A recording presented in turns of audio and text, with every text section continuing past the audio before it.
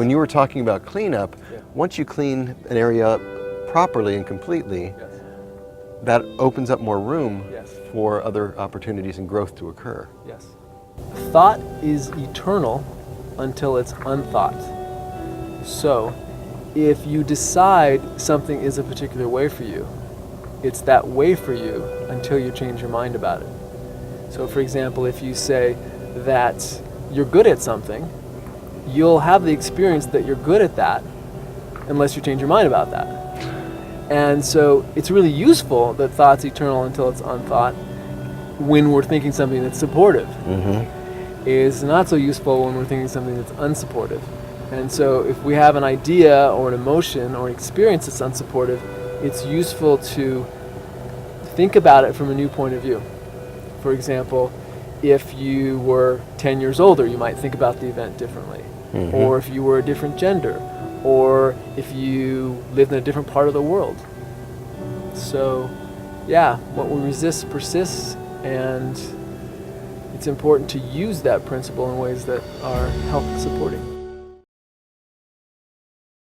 It's amazing in America today in our lifestyles that I've had a lot of patients who say, I just don't have time for chiropractic and I don't have time to eat healthy and cook a good meal, except we know it takes less than 10 minutes to cook a healthy, well-balanced meal. When you know how to cook a meal in 10 minutes, absolutely can be done in 10 minutes. And if a person doesn't actually know how to cook, or have some tools that support that, then it's a very difficult thing. And how important is it to eat well? Extremely important. And how long is a person going to be eating? Probably for the rest of their life, right? So when people say they don't have time to eat well, I really invite them to think about how important what they eat will be to the rest of their life. And that would it be worth investing some time and attention in learning about food and learning how to prepare food so that it really supported their health and well-being. I couldn't agree with you more. And when they say that I don't have the money, the finances to come see you, I think to myself, well, I'm not so expensive that you have to mortgage your house, you have to get a loan, you may do without a pedicure or manicure that week, or going out for drinks with your friends, but which is more supportive to your health? Getting structural balance and alignment, getting emotional balance and alignment, or having a cocktail on Friday night because the economy is so bad you have to get drunk and numb. Well, I would urge people to choose the foremost decision. However, I hear all these excuses. What has your experience been?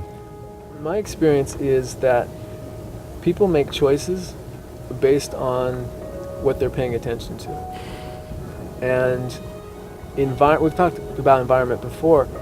The environment a person is in, and when I say environment, I include relationships, I include the physical environment. We're in a beautiful environment here today. It's really easy in this environment to talk about balance and wellness and health with this great air.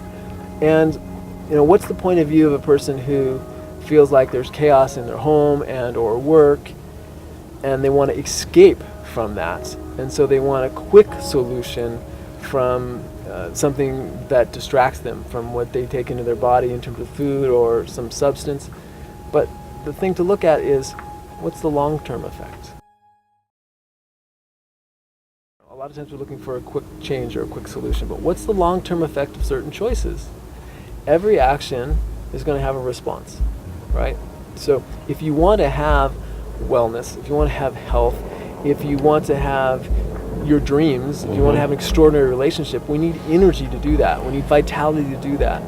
And so some basics in terms of how we're moving our bodies and what we're eating, we need them to support the vital force. And that takes some clear thinking and making some, I like to say, putting some systems in place that support you. There's certain things we need to maintain all the time to just have our life function. If we put systems in place that support the maintenance of things that are for our health and well-being, then it's not so much work, it doesn't take so much time, it doesn't take so much attention, and we're still getting the benefit.